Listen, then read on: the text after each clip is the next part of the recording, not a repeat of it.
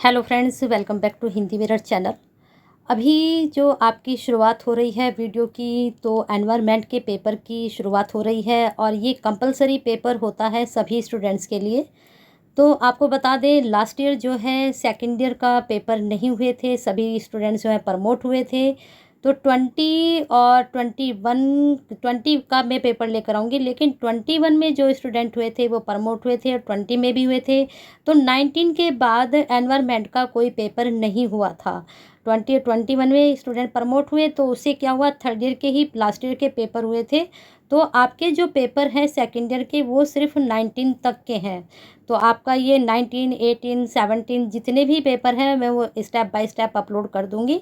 और ये पेपर जो होता है, सभी जितने भी बैचलर के स्टूडेंट हैं सेकेंड ईयर के, उनके लिए कंपलसरी होता है एनवायरनमेंट का पेपर। इस 100 नंबर का आपका पेपर आएगा और यही वाला पेपर सिर्फ आपका एमसीक्यू बेस आएगा। क्योंकि बहुत से स्टूडेंट्स कंफ्यूज हो रहे हैं कि सारे ही पेपर एमसीक्यू होंगे। नहीं, आपके सारे पेपर एमसीक्यू बेस नहीं होंगे। सारे पेपर आपके थ्योरेटिकल होंगे और आपका जो टाइम है वो सिर्फ 2 ही घंटे का है। ये वाला पेपर 3 घंटे का, क्योंकि पहले पेपर सारे ही 3 घंटे के होते थे, इस वजह से यहाँ 3 घंटे लिखा। और इस बार सारे ही पेपर 2 घंटे के हैं। आपका जो ये पेपर है ये भी आपका 2 घंटे का ही होगा। तो इस बात को आप ज़्यादा से ज़्यादा शेयर करें, जिससे ये थर्ड ईयर के स्टूडेंट्स और सेकेंड ईयर के स्टूडेंट्स के पास, सभी के पास पहुँचे। क्योंकि आप शेयर करेंगे तो आप सभी जितने भी उत्तराखंड ओपन यूनिवर्सिटी के स्टूडेंट हैं उन तक ये न्यूज़ जाएगी, तो उन सभी को पता चल जाएगा। अभी 2-3 स्टूडेंट्स के मेरे पास मैसेज भी आए, कॉल भी आई कि मैडम हमें बता दीजिए। तो मैं बता देती हूँ, क्लियर हो चुका होगा सभी को। तो शेयर कर दीजिए इसको, वीडियो को ज़्यादा से ज़्यादा। और अभी तक वीडियो शुरू होने वाली है, अगर लाइक नहीं किया है तो कर दीजिए।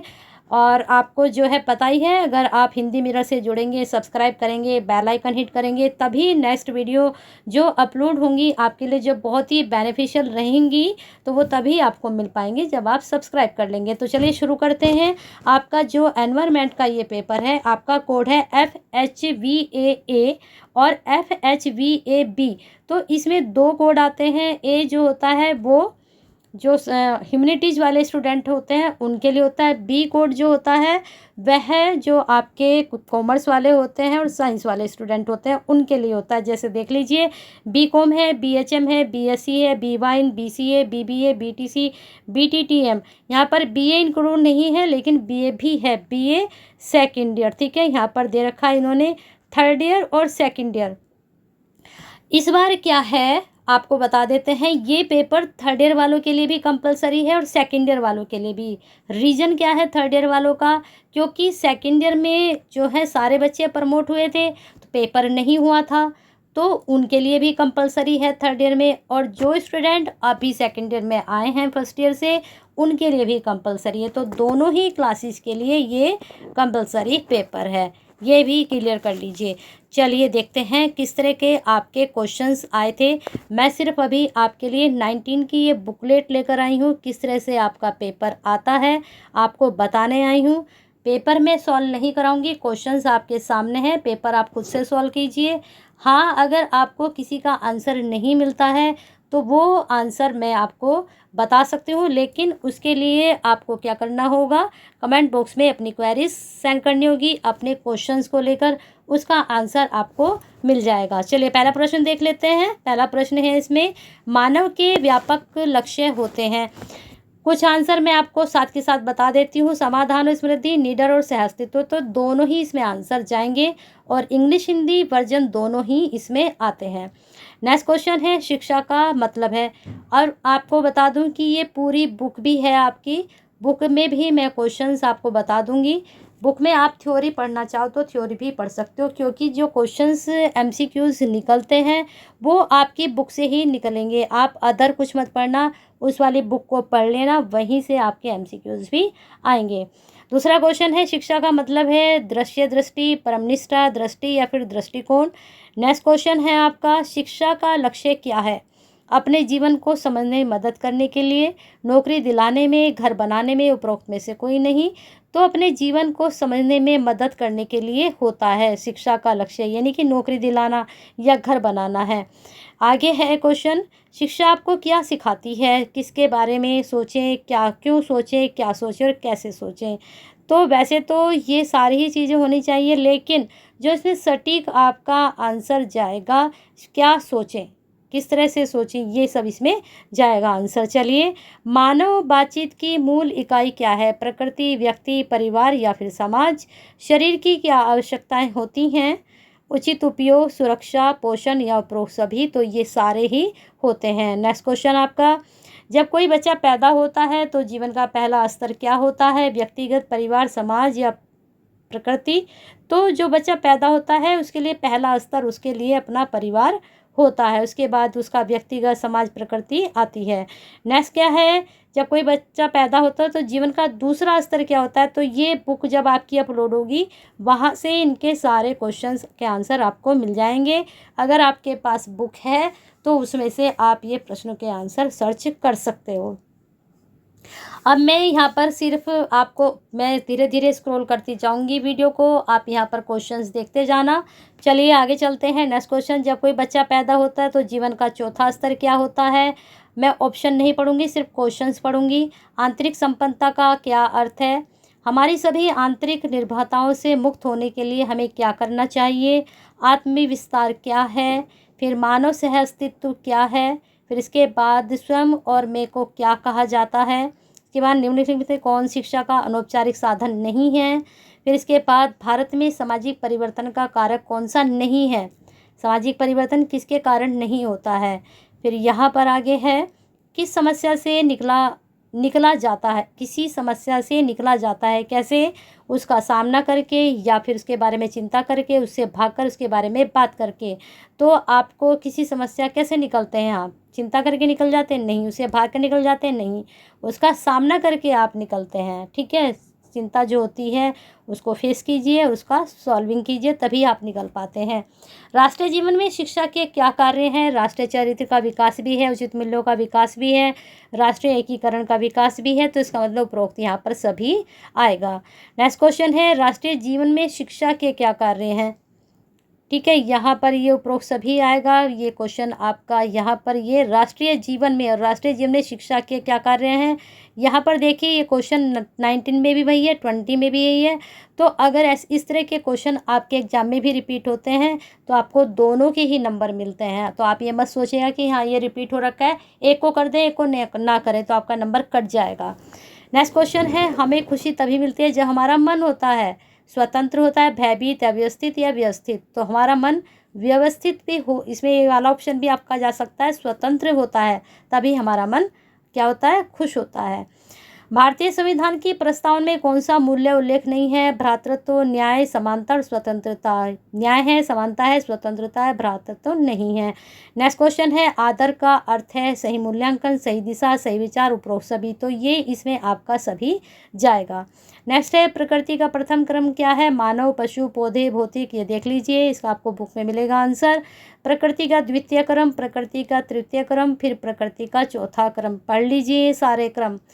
ठीक है, नेक्स्ट है, बौद्ध धर्म में शुरुआत की शिक्षा को कहा जाता था उपसंपदा, पबाजा, उपनयन, विद्यारंभ। तो वहाँ पर उपनयन कहा जाता था।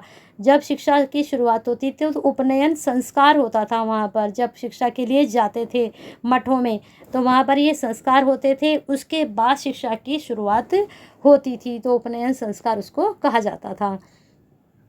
नेक्स्ट क्वेश्चन है आपका, निम्नलिखित में से कौन सी संस्था शिक्षा को नियंत्रित करती है? धार्मिक संस्था, पुस्तकालय, विद्यालय, राज्य। तो शिक्षा को नियंत्रित कौन करते हैं? विद्यालय करते हैं, पुस्तकालय और धार्मिक संस्थाएं नहीं करती है। राज्य भी आप इसमें डाल सकते हो। नेक्स्ट क्वेश्चन है, वेद हमें सिखाते हैं निर्माण शुरुआत के बिना है, निर्माण बिना अंत के है, निर्माण शुरुआत के बिना और अंत के बिना है, निर्माण की निश्चित शुरुआत और अंत भी है।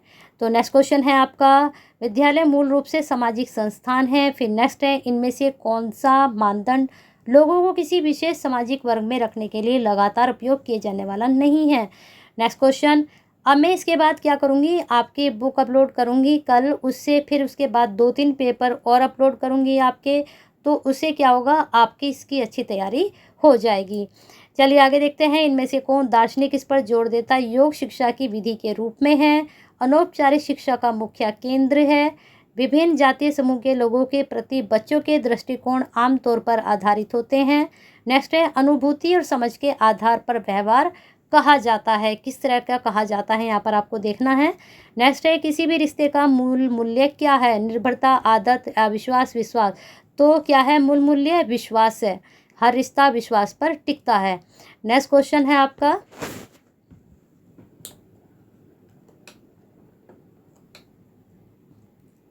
आपके आत्म प्रेरणा में सुधार के तरीके में शामिल है क्या है, यहाँ पर आपको बताना है। आंतरिक प्रेरण रूप से प्रेरित काम खोजें, अपने प्रदर्शन प्रतिक्रिया प्राप्त करें, अपने मजबूत कार्य नैतिकता विकसित करें। तो ये आप उपरोक्त इसमें सभी लगा सकते हैं। नेक्स्ट क्वेश्चन है आपका, व्यक्ति क्रोध क्यों करता है। क्योंकि क्रोध करने में प्रेम बढ़ता है, बिल्कुल नहीं, एलिमिनेट कर दीजिए। वे यह नहीं चाहते कि कोई अपने स्वार्थ के लिए उनका उपयोग करे। हो सकता है वे यह नहीं चाहते कि उनका उनका शोषण करें, वे यह नहीं चाहते कि उनका कोई अधिकार छीने। तो क्रोध अगर हम यहाँ पर देखें तो ये तीनों वैसे सही से जा रहे हैं, लेकिन इसमें भी हमें सटीक ढूंढना है कि कौन सा ज़्यादा सही जा सकता है। तो वे यह नहीं चाहते कि कोई उनका शोषण करे। व्यक्ति क्रोध क्यों करता है, ठीक है, ये हमारे हिसाब से तो ये, लेकिन ये भी हो सकता है, ये भी हो सकता है। अब आप बुक पढ़ के ही ये पता चलेगा कि वहाँ पर ये आंसर कौन सा सही जाएगा। नेक्स्ट है, इनमें से कौन सा सकारात्मक मूल्य है। आत्मसम्मान, क्रोध, अस्वीकृति, विविधता। आत्मसम्मान सकारात्मक मूल्य है। नेक्स्ट है, विचलित मन तब कहा जाता है जब कार्य सरल हो, मन भटकता है, सीखना सरल हो, कार्य शांतिपूर्ण हो। तो आपका ये तीनों तो बिल्कुल भी नहीं हो सकते, एलिमिनेट कर दीजिए।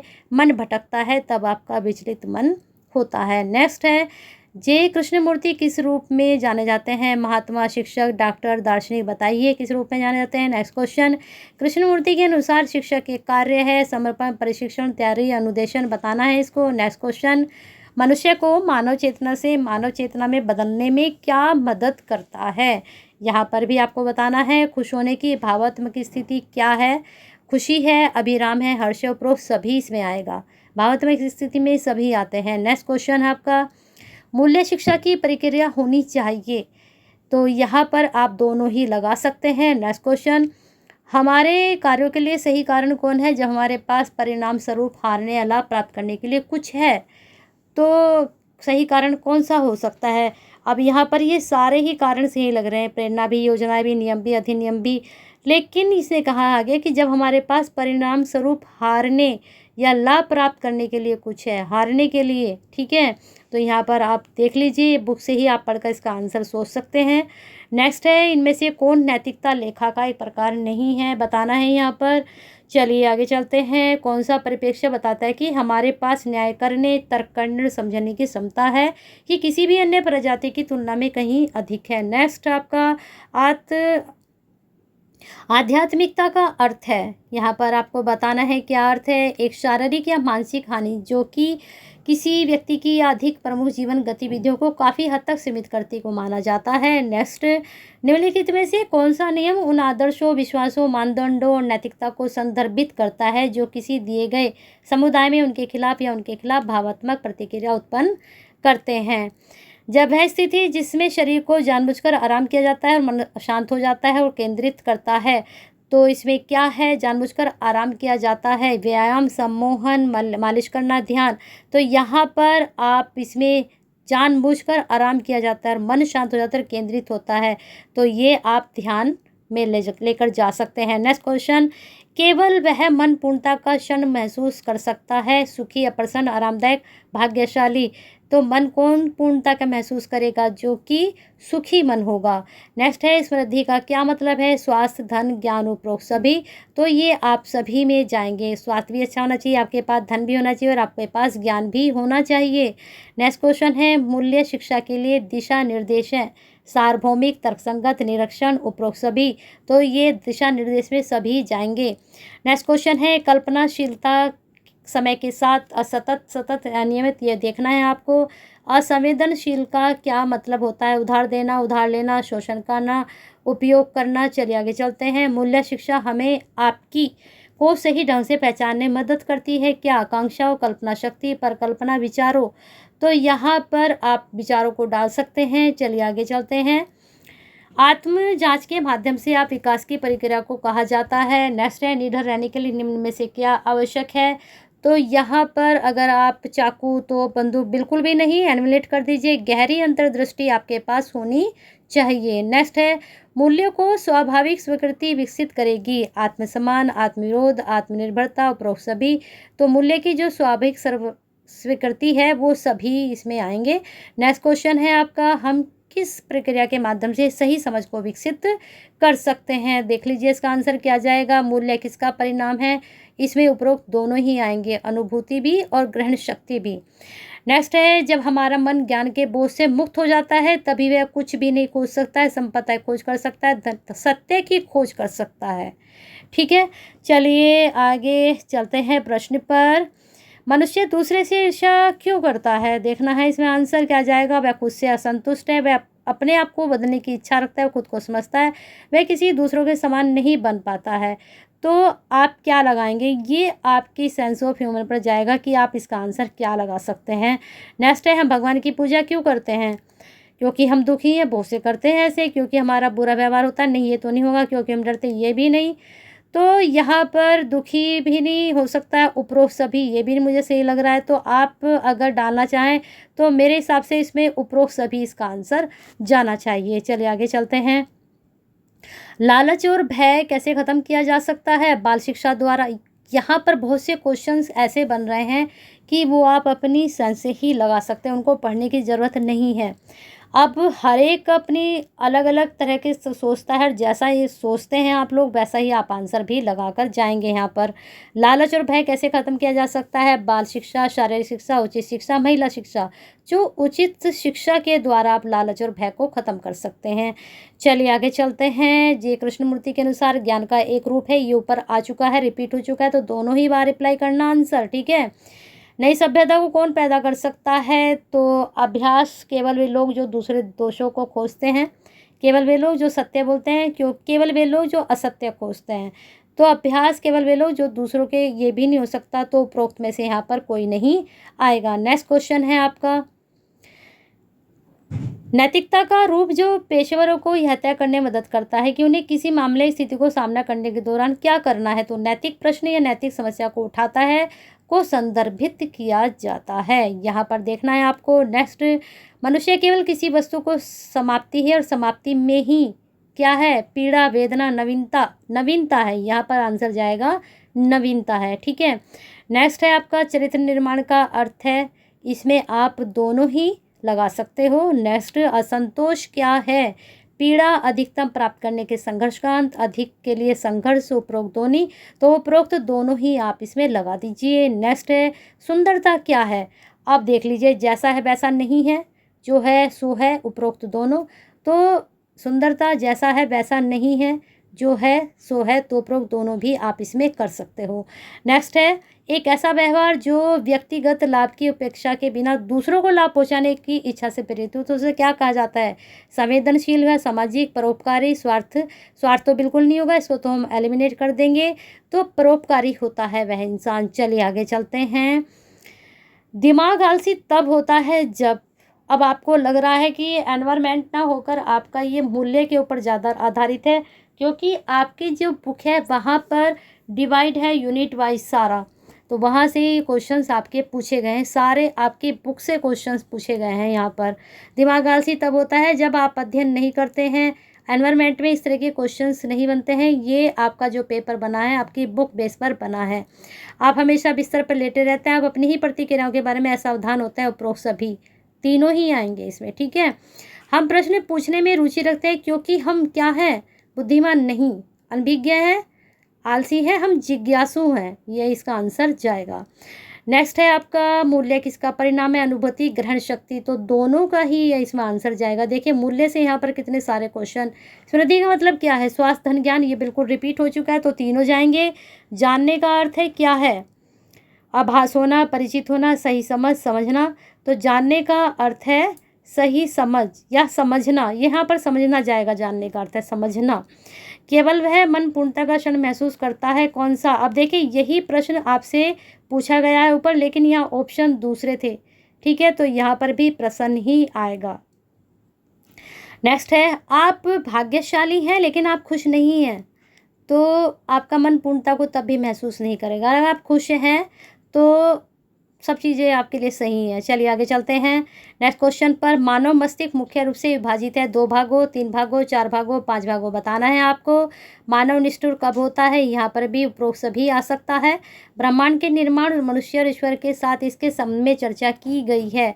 आचार संहिता, ज्ञान मीमांसा, तत्व मीमांसा, तो यहाँ पर बताना है ब्रह्मांड के निर्माण और मनुष्य और ईश्वर के साथ, तो यहाँ पर आपको बताना है। चलिए आचार संहिता आएगा इसका।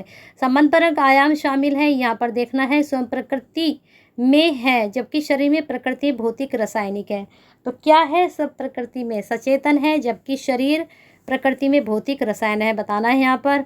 मनुष्य की भागीदारी 2 रूपों में देखी जाती है, दोनों आएंगे इसमें उपरोक्त दोनों। केवल वह मन पूर्णता का क्षण महसूस कर सकता है। फिर देखिए दोबारा से ये क्वेश्चन आपके सामने आ चुका है दूसरे तरीके से। अब बताइए यहाँ पर क्या जा सकता है? जो हर पल विचारपूर्वक रहकर जीता है, जो कल्पना नहीं करता, जो पर कल्पना नहीं लगता है, जो बहुत शांत है। यहाँ पर यह आंसर जाएगा। नेक्स्ट है, बच्चों को नैतिक मूल्यों को सीखने के लिए, यहाँ पर आप देख लीजिए, जब कोई ठोकर खाता गिरता है तो हम हंसते हैं, वह एक तरह का क्या है? असंवेदनशीलता, योग्यता, प्रशंसा, दयालुता। असंवेदनशीलता, आप संवेदन नहीं है। नेक्स्ट है, बुजुर्गों का सम्मान करने और उनसे बात करने का तरीका एक उदाहरण है। सामाजिक एकता, सामाजिक बदलाव, सामाजिकरण, सामाजिक समायोजन, तो ये क्या है? सामाजिक समायोजन में ये इसका आंसर जाना चाहिए।